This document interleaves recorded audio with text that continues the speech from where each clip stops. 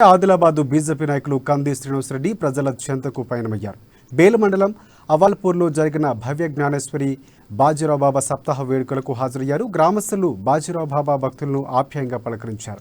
శోభాయాత్రలో డప్పులతో దరువేస్తూ తాళం కొడుతూ భక్తులను ఉత్సాహపరిచారు. అనంతరం బాబా పల్లకి తన భుజాలపై మోసి పల్లకి సేవలో ఆయన పాల్గొన్నారు. భజన బృందంతో కలిసి పాటలకు అనుగుణంగా తాళం వేశారు.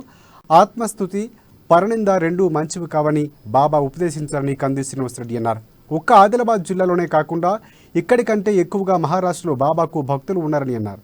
ఆదిలాబాద్ జిల్లాలో క్రైమ్ రేటు తక్కువ ఉండటానికి బాజీరావు బాబా బోధనలే కారణమని అన్నారు.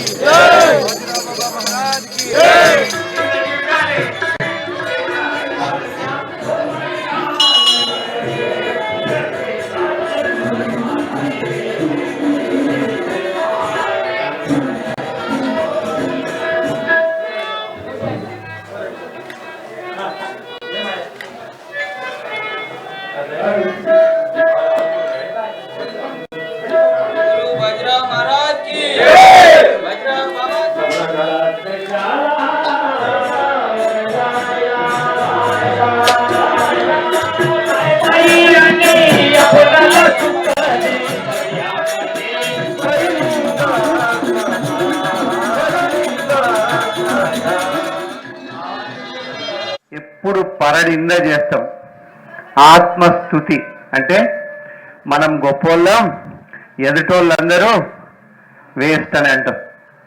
సాధారణంగా మనిషి జన్మ. అదే బాజీరావు బాబా వద్దన్నాడు. ఆత్మస్తుతి పరనింద. బాజీరావు బాబా గారు మన అదృష్టం ఇక్కడికి కూతవేటు దూరంలో బేదోడ గ్రామంలో పుట్టి 91 సంవత్సరాలు బతికింది ఆయన. ఆదిలాబాద్లో ఎంతమంది బాజీరావు బాబా గారికి భక్తులు ఉన్నారో అంతకంటే 4 రెట్ల ఎక్కువ మంది భక్తులు చంద్రపూరు, యావత్మాలు, నాందేడు, మన చుట్టుపక్కల జిల్లాలల్లో దాదాపుగా 15 లక్షలకు పైగా భక్తులు బాజీరావు బాబా గారికి ఉన్నారు. 2011లో వారు పరమపదించారు. అంటే వాళ్ళు మహా నిర్యాణం చేసిండ్రు. అయితే ఇంత గొప్పగా బాజీరావు బాబా గారి యొక్క ఆధ్యాత్మిక ప్రవచనాల్ని, బోధనల్ని, సిద్ధాంతాల్ని, భావజాలాన్ని మనం ప్రతి సంవత్సరం 7 రోజులు నిర్వహించుకొని భజనలతో, భక్తితో, ఆధ్యాత్మిక చింతనతో ఇంత బాగా చేస్తున్నామంటే ఇగో ఇందుకే ఈ భక్తి భావం వల్లనే తెలంగాణ రాష్ట్రం మొత్తంలో, ఇంకా ఆంధ్రప్రదేశ్ కూడా కలుపుకుంటే ఈ మొత్తం ఉమ్మడి ఆంధ్రప్రదేశ్ జిల్లాల అత్యంత తక్కువ నేరాలు ఉన్న ప్రాంతం ఏదంటే మన ఆదిలాబాదే.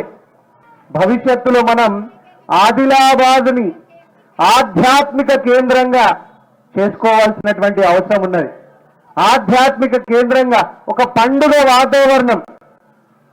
అయితే ఈయనకు డబ్బులు ఉన్నాయి, ఈయనకు డబ్బులు లేవు, ఈయన కూలి పని చేస్తాడు, ఈయన పైసలు లేవు ఈయన దగ్గర, ఈయన పేదోడు, ఈయన వేరే కులము అన్న ఈ భావన ఉండకుండా మన ఆదిలాబాద్ ప్రాంతంలో ఈ భక్తి వల్లనే మనం వరుసలు కలుపుకుంటాం.